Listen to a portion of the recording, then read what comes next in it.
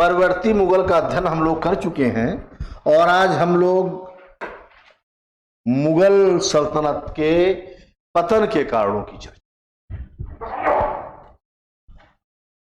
वे कौन से कारण थे जो बाबर द्वारा स्थापित मुगलिया साम्राज्य औरंगजेब तक तो ठीक चला जब तक शक्तिशाली शासक थे, लेकिन औरंगजेब के बाद बहादुर शाह प्रथम से लेकर के और बहादुर शाह द्वितीय तक आते आते इनकी सत्ता का अंत। 21 अप्रैल 1526 को पानीपत के युद्ध में इब्राहिम को मार करके बाबर ने मुगल सल्तनत की स्थापना की और 7 मार्च को औरंगजेब की मृत्यु होती है और उसके बाद पतन की जो प्रक्रिया शुरू होती है मोहम्मद शाह के समय तक आते आते अधिकांश राज्य स्वतंत्र हो जाते हैं और 1857 की क्रांति में भाग लेने के कारण बहादुर शाह जफर के वंशजों की हत्या कर दी जाती है और उसे रंगून निर्वासित कर दिया जाता है। वो बाबर तैमूरिया साम्राज्य का अंत हो जाता है। इसके पतन में कौन सी चीजें जिम्मेदार थी, इनकी चर्चा हम लोग करेंगे। आप जानते हैं हम लोग चर्चा करेंगे कि औरंगजेब की जो पॉलिसीज थी, जो उसकी संकीर्णतावादी नीति थी, उसकी जो सांप्रदायिक सोच थी, उसकी उन्हीं पॉलिसियों और नीतियों के कारण सिखों ने विद्रोह किया, जाटों ने विद्रोह किया, मराठों ने विद्रोह किया, शतनामियों ने विद्रोह किया, राजपूतों ने विद्रोह किया। प्रत्येक वर्ग में असंतोष फैल गया। सिखों के धार्मिक मामले में इसने इंटरफियर किया, राजपूतों के उत्तराधिकार संबंधी मामले में हस्तक्षेप किया, अफगानियों की स्वतंत्रता प्रियता को ठेस पहुंचाने का प्रयास किया, मराठों से बेवजह उलझ करके अपनी शक्ति का नाश किया और सबसे बड़ा कारण उसका औरंगजेब का था कि जो अकबर की चली आ रही शांतिकुल की पॉलिसी थी, सांप्रदायिक सौहार्द का माहौल था, सभी वर्गों को लेकर के साम्राज्य विस्तार और उनमें संगठन को बढ़ाने में उसकी जो नीति थी, उसके अगेंस्ट सांप्रदायिक नीति अपनाई इसने, धार्मिक असहिष्णुता की नीति अपनाई। दारुल हर्ब को दारुल इस्लाम में बदलने के लिए जबरदस्ती धर्मांतरण कराना, तोड़ा जाना, मुहत्सबियों के माध्यम से धार्मिक आचार व्यवस्थाओं को लागू करना, कुरान और शरीयत के आधार पर शासन को थोपना, यह बहुत बड़ी भूल थी औरंगजेब की। और यही कारण है कि मैंने कल बताया भी था कि औरंगजेब जब मरा तो उसके मुंह से खुद निकला क्या, अजमा हमा फसाद बाकी, सभी समस्याओं का जड़ मैं ही हूं। तो एक तो जो सबसे बड़ा कारण था वो कौन था, औरंगजेब। और दूसरा महत्वपूर्ण, अब अभी आपने देखा किसी भी डायनेस्टी के, किसी भी सल्तनत के पतन का सबसे बड़ा कारण क्या होता है, अयोग्य उत्तराधिकारी। यदि उत्तराधिकारी योग्य हो तो निसंदेह ढहते हुए या विषम परिस्थिति में भी उन समस्याओं से निपट लेगा। आपने देखा था स्कंदगुप्त एक शक्तिशाली शासक था और हुणों का बड़ा भीषण आक्रमण हुआ था और उसने उसे सिर्फ झेला नहीं, बुरी तरीके से परास्त करके वापस कर दिया। सबसे भीषण मंगोलों का आक्रमण किसके समय में हुआ, अलाउद्दीन के समय में। 6 आक्रमण बड़े तगड़े हुए, दिल्ली तक मंगोल चढ़ाए, लेकिन ये कि योग्य शासक था।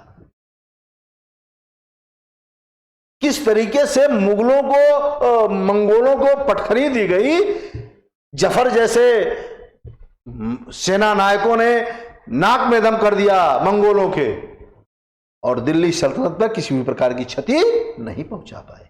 और यहां क्या हुआ, नादिर शाह के आक्रमणों ने ढहते हुए मुगलिया सल्तनत का अंत कर दिया। तो अयोग्य उत्तराधिकारी, इसके बाद औरंगजेब के बाद जो उत्तराधिकारी हुए उसमें किसी को साहेब खबर कहा जाता है, किसी को लंपट मूर्ख कहा जाता है, किसी को घृतकायर कहा जाता है, किसी को रंगीला उपनाम से जाना जाता है। किसी के समय में लाल कुंवर की चल रही है, किसी के समय में जावेद नामक हिजड़ा की चल रही है, किसी के समय में नवाब राय की सत्ता चल रही है। सत्ता का विकेंद्रीकरण करके दरबार पूरी तरीके से नर्तकों, गायकों और हिजड़ों का अड्डा बन गया। मुगलिया सल्तनत के पतन के पीछे अयोग्य उत्तराधिकारियों की देन थी। उससे भी बड़ा कारण अयोग्य उत्तराधिकारियों के अलावा उस समय की गुटबाजी।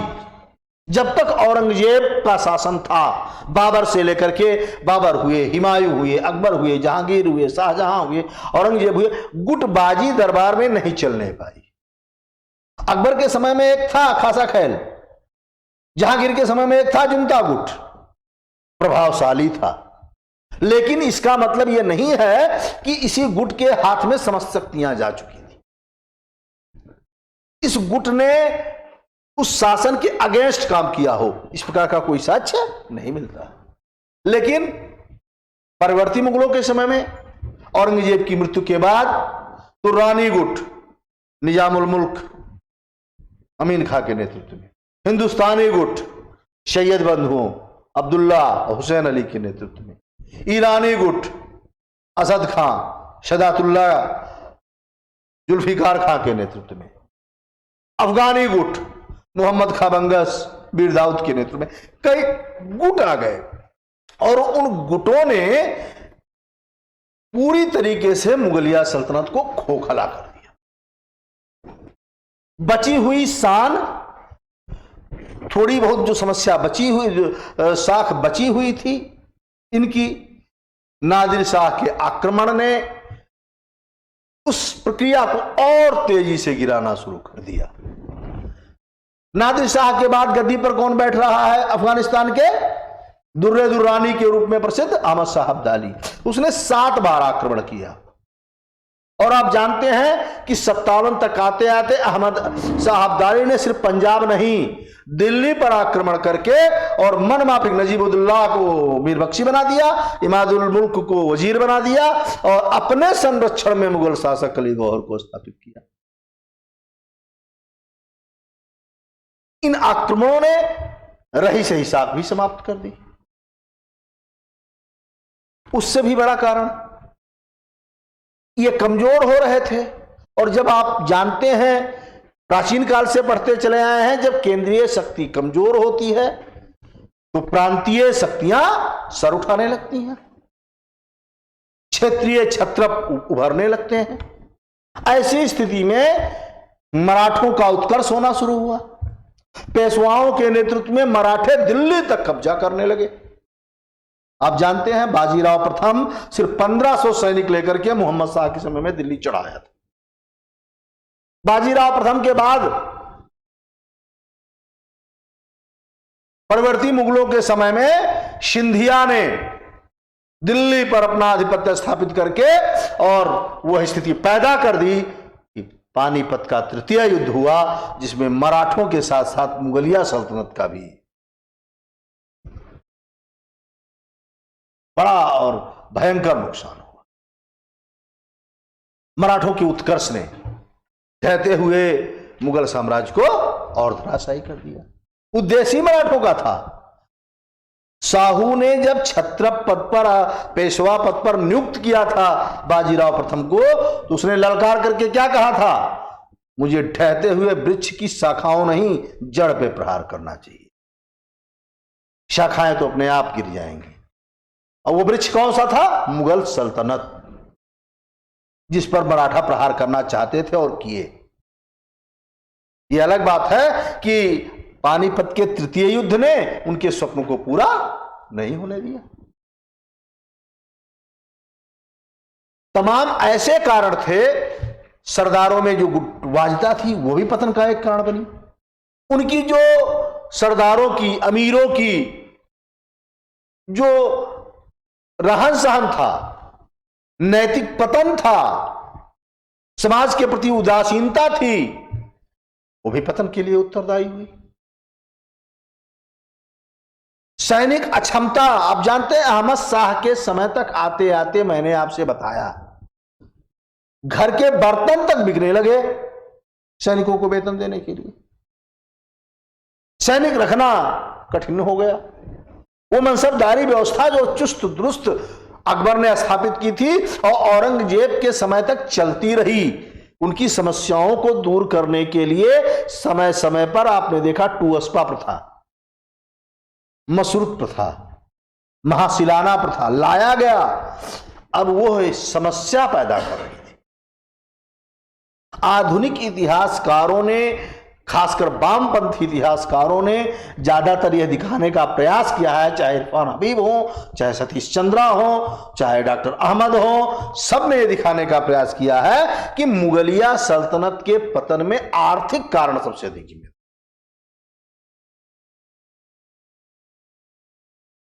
कोई कृषि संकट को बता रहा है, कोई मनसबदारी संकट को बता रहा है, कोई जागीरदारी संकट को बता रहा है। मैं आपसे बता रहा था जो जमा और हासिल की समस्या शुरू हुई थी शाहजहां के समय में, वो इस समय तक आते आते विकराल रूप धारण कर चुकी। जागीरदारी की समस्या एक विकराल रूप धारण कर चुकी, जिससे मुगलिया सल्तनत के पतन का रास्ता और तेजी से। आप जानते हैं कि ये जो व्यापार करने के लिए यहां आई हुई यूरोपीय शक्तियां थी, यह भी एक क्षेत्रीय शक्ति के रूप में धीरे धीरे उभरनी शुरू हो गई। और जब तक मुगल शासक स्ट्रांग थे, पुर्तगालियों ने बदमाशी किया हुगली में, आदेश दिया शाहजहां ने निकाल बाहर करो, उन्हें बाहर कर दिया गया। औरंगजेब के समय में बंगाल और बंबई के अंग्रेजों ने बदमाशी किया, उन्हें दंडित किया गया, उनके ऊपर अतिरिक्त कर लगाया गया और उनसे जजिया तक वसूला गया। लेकिन बाद के शासकों में इतनी क्षमता नहीं रही कि इन यूरोपीय शक्तियों पर नकेल डाल सकें। फर्रुखसियार ने 1717 में उन्हें वो सारा अधिकार दे दिया जो वो चाह रहे थे। यह भी बहुत बड़ा कारण रहा। समय के अनुसार मुगल सेना अपने आप को मजबूत नहीं कर पाई, ना तो बदल पाई। यूरोपीय शक्तियों के अगेंस्ट इनकी नौसेना किसी काम की नहीं थी।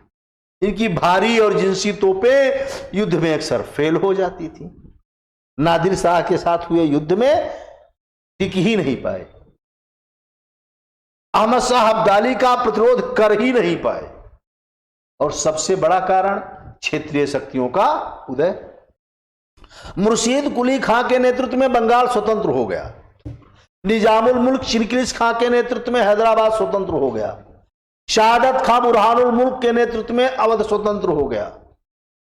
पेशवाओं के नेतृत्व में मराठे दिल्ली तक आक्रमण करने लगे और मुगल सत्ता असहाय होकर के मुंह देखने लगी।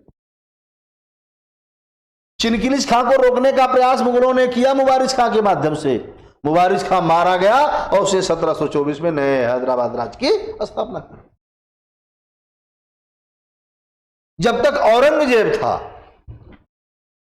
तब तक इन क्षेत्रीय शक्तियों ने भी मुगलों को किसी भी प्रकार की क्षति नहीं पहुंची। तो बहुत सारे ऐसे कारण थे जिसके कारण धीरे धीरे मुगलिया सत्ता का पतन हो गया और अंत हो गया।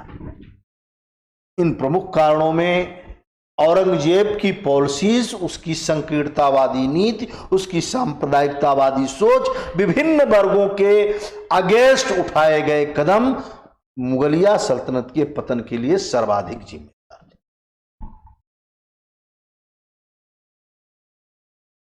सतीश चंद्रा ने अपनी पुस्तक the parties and politics of Mughal court में दिखाने का प्रयास किया है कि पतन के पीछे सबसे बड़ा कारण उनकी जागीरदारी संकट थी, मनसबदारी संकट। प्रोफेसर अहमद ने दिखाने का प्रयास किया है कि आर्थिक कारण था, उसमें खासकर कृषि संकट पर उन्होंने फोकस डालने का प्रयास किया। सर जदुनाथ सरकार का कहना है कि समाज इतना भ्रष्ट हो चुका था और उसमें जो समाजार्थिक और राजनीतिक परिस्थितियां थी वो उसके लिए जिम्मेदार थी। अर्स्किन एक विद्वान हुए हैं, उन्होंने दिखाने का प्रयास किया है कि जो उत्तराधिकार की पॉलिसीज थी मुगलों की, वो त्रुटिपूर्ण थी। जैसे ही कोई शासक मरता था वैसे ही उनके सारे बेटे आपस में उत्तराधिकारी संबंधी युद्ध लड़ने लगते थे, जिससे दरबारियों को, सरदारों को, अन्य लोगों को उसमें हस्तक्षेप करने का मौका मिल जाता था। सेना की क्षमता दिखाने का उन्होंने प्रयास किया एरिस्किन ने। यह पतन के लिए सबसे महत्वपूर्ण जिम्मेदार है। बिपिन चंद्रा, मार्क्सवादी इतिहासकार, मॉडर्न इंडिया पर उन्होंने काफी शोध किए हैं। उनका मानना है कि राष्ट्रीयता का भाव था। जिस राष्ट्रीयता की बात वो करते हैं वो 1857 से पहले हकीकत में भारत में थी ही नहीं। और 1857 में मुगलिया सत्ता का अंत होता है बहादुर शाह जफर के साथ। अर्थात जो यूरोपीय शक्तियां थीं, जो क्षेत्रीय शक्तियां थीं, उन शक्तियों के अंदर इस प्रकार की भावना नहीं थी कि वो विदेशियों के साथ एकजुट होकर के उनका सामना कर सके। सबसे प्रख्यात प्रवृत्ति मंगलों के समय में कौन सा युद्ध हुआ? पानीपत का तृतीय युद्ध। उस पानीपत के तृतीय युद्ध में अब्दाली का साथ अवध के नवाब शुजाउद्दौला ने दिया। किसके खिलाफ? मराठों के। ये तो अभाव ही तो था राष्ट्रीयता का। रुहेलों ने साथ दिया अहमद शाह अब्दाली का। जाटों ने साथ तो देने का बात की मराठों की, लेकिन अंत समय में सूरजमल भी अपनी सेना लेकर के हट गया वैचारिक मतभेद के कारण। इसके पीछे क्या कारण था? राष्ट्रीयता का अभाव, बंधुत्व का अभाव। यह भी मुगल सत्ता के पतन में एक महत्वपूर्ण भूमिका अदा की। तो इस प्रकार की उस समय की तमाम परिस्थितियां थीं जिसके कारण मुगल सत्ता का अंत हो गया। इस प्रश्न का उत्तर आप लोग जरूर लिखेंगे, इंपॉर्टेंट है। मुगल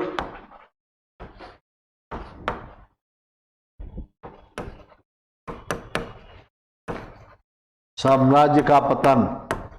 आप जानते हैं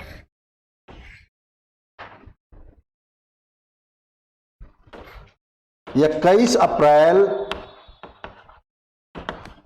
1526 में मुगलिया सत्ता की स्थापना बाबर द्वारा, और 3 मार्च 1707 में औरंगजेब की मृत्यु हो गई। यही से मुगल सत्ता का पतन आरंभ हो गया। और कहने के लिए तो 1857 तक बहादुर शाह जफर तक ये चलता रहा, जिसकी मृत्यु 1862 में रंगून में होती है, वहीं उसे दफना दिया जाता है। बाबर से शुरू हुई यह प्रक्रिया 1526 से 1857 तक चलती है, बहादुर शाह द्वितीय तक।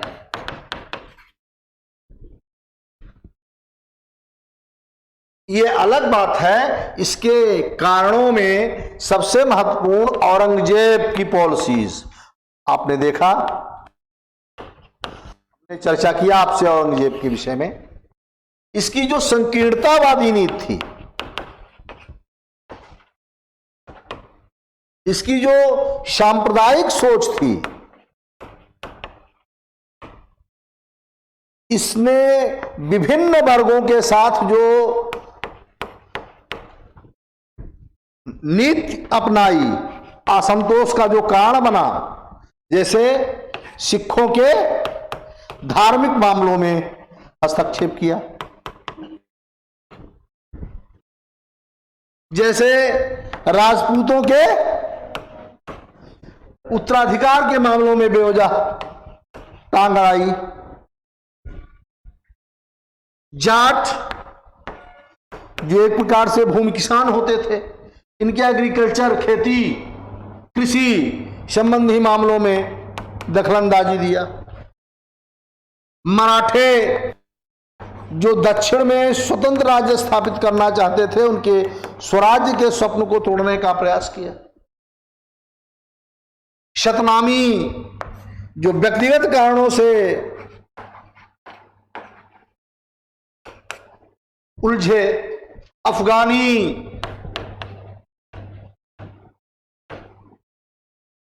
जो स्वयं स्वतंत्रता के इच्छुक थे उन कारणों से विद्रोह किया। तो विभिन्न वर्गों द्वारा किए गए विद्रोह और उनके प्रति इसकी उठाई गई पॉलिसीज ने असंतोष पैदा किया। परिणाम हुआ मुगलिया सत्ता का अंत। सबसे बड़ा कारण क्या था? अयोग्य उत्तराधिकारी। कोई लंपट मूर्ख है, कोई घृणित कायर है, कोई बेखबर है, कोई रंगीला है, सब। तीसरा, गुटबंदी। हिंदुस्तानी गुट, अफगानी गुट, तुर्रानी गुट, गुटबंदी बहुत ही महत्वपूर्ण। विदेशी आक्रमण।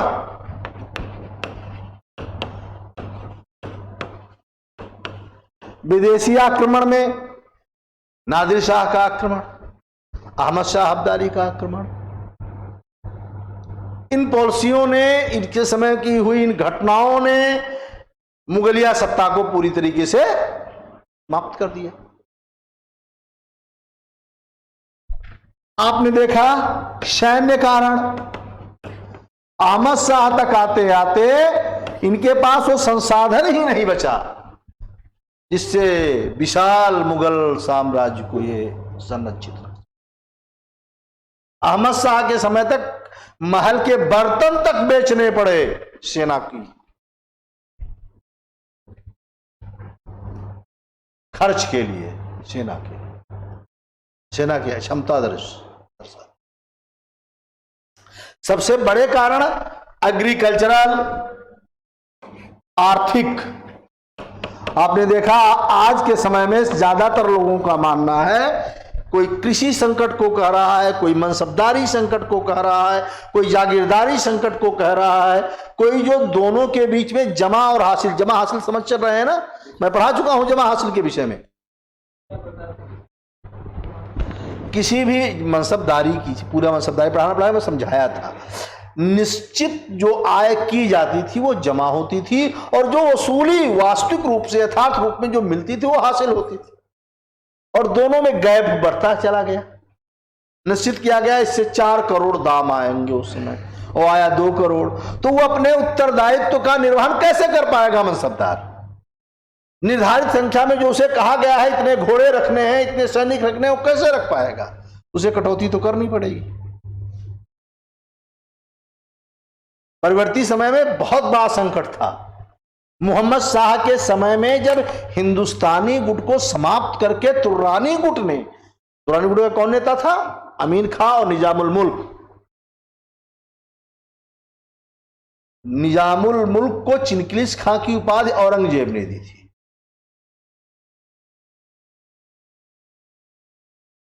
आसफ जाह की उपाधि फर्रुखसियार के समय में पाया, मोहम्मद शाह के समय में। निजामुल मुल्क की उपाधि फर्रुखसियार ने 13 में दी थी। उसे क्या कहा जाता था? निजामुल मुल्क चिनकिलिस खां, आसफ जाह। मोहम्मद शाह ने उसे आसफ जाह कहा था। तो मोहम्मद शाह के समय में सैयद बंधुओं के अंत में सबसे बड़ा भूमिका इसने अदा किया था। इसी के रूप में इसे वजीर बनाया गया था, और वजीर में जागीर संकट को ही, मनसबदारी संकट को ही ठीक करने का प्रयास किया, लेकिन मोहम्मद शाह ने कोई सहयोग नहीं किया।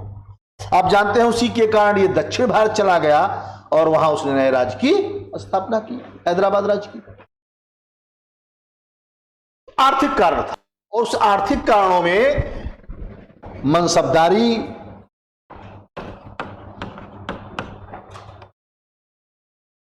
ज्यादातर जागीरदारी संकट, जमा हासिल समस्या,